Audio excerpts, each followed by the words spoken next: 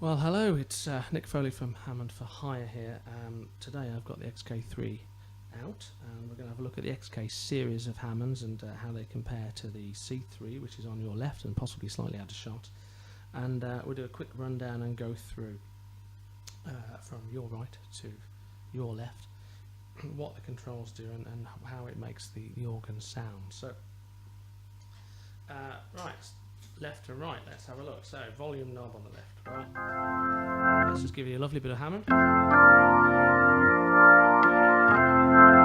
Beautiful. Now, I've got that running through the C3's 122, and it's sat next to the C3 over here, which you can't see. But hopefully you can hear. And I think in later blogs what we'll do is we'll have a look at getting the two together and seeing how to make the one sound like the other, because what you want is this one sounding like that one. It's more portable, it's better value for money, it's more reliable, and it's quite sturdy. So just looking across here from your right, obviously volume we've done. There's a knob here for tone, which is really useful. So you can flick through bass, middle, treble, and timbre. Timbre is that sort of umami cooking thing, isn't it? Brightness. Can you feel it there? It's not just about treble, it's about brilliance as well, isn't it? And I have mine sort of set up a little bit like that. And then overdrive, tube amp. A couple of valves in the back there, AUZ, AUX 7s, ECC 82, 83 if you're a guitar player. Sat in the back there. And the way you set it can change the sound dramatically. So we need to have a look at how that changes that. Here, vibrato and chorus, just like you would on a C3. Upper and lower. And when you press any of these buttons, it does take you on the screen to the settings, so you can start to move around. But even in a live situation, press the button and you can fly straight to the bin and start altering things. Drawbars, just how we spoke about when we had the C3, exactly the same, but you also have this pair here for the bass pedals as well, which you can, if you press the bass split button, the bass there, you can drop those bass pedals onto the lower manual. See that bass? Oh, that's not a bass. And there are your bass pedals, but playing them down there, which is quite cool. Drawbars, drawbars, drawbars. Percussion, exactly the same, 4 up, just like you do on the C3.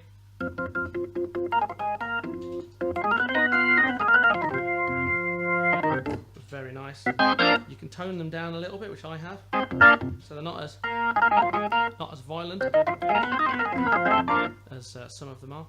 And I think that's well worth doing. A lot of people have a bit of a go of grinning onions with those 4 up, even though that's not how it was done. Reverb, perfect. Obviously, hold the reverb down, it takes you straight down to where you are. I'm going for master reverb. Depth 1, hall 1, of course I am, standard.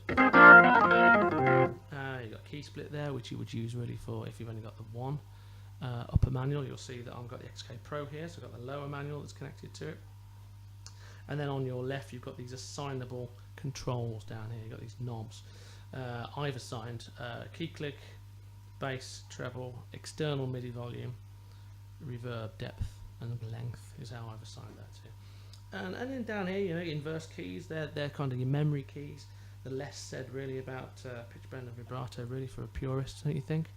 And so on the lower manual here, these will send MIDI channel signals to any outboard gear that I've got, which I don't really use so much these days. And these ones, you can do little presets. So,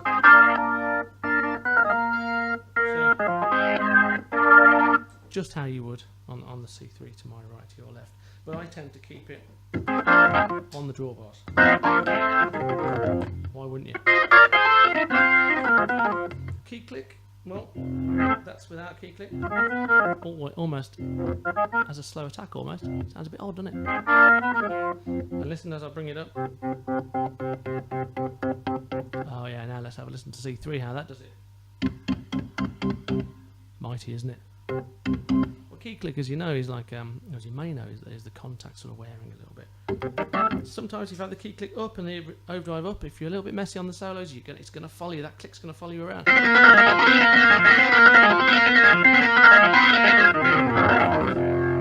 Can be a good thing, can be a bad thing. But you hear that? And we've done that thing before where we do the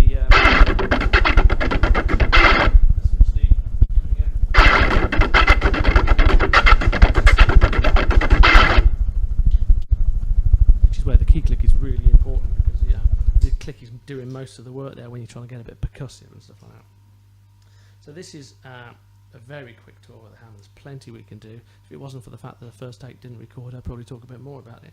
Down the back, phone, stereo out, MIDI, card, USB, all the kind of stuff that you expect on a modern keyboard. The key bed is important here. This isn't a piano player's, synth player's key bed, waterfall keys, but they do feel different. You go to some, you see some Hammond clones, and it's a piano bed. It's a synthy piano bed that's been put in. It doesn't feel right. It doesn't give you the same reaction. Hammond Suzuki played a blinder with the XK because that's absolutely how you want it. That's absolutely how it feels. And also, when you do get violent with it, it doesn't hurt. It doesn't hurt. Keys are solid, not too noisy, not too rattly. It's a good quality bit of kit. It costs a lot of money, but you're getting the best sound for that money. So you pay £4,500 or something like that for the whole unit. But no one's got one like this, And when you turn up, people know that you're serious, and they know you for real. They know you can play, because you're not going to mess around with something like this. So I think it's not a cheap product, but that you can see where the money's gone in my mind, because nothing comes close to it. It really doesn't. I mean, if we listen to the C3 over here, let's see how similar it is.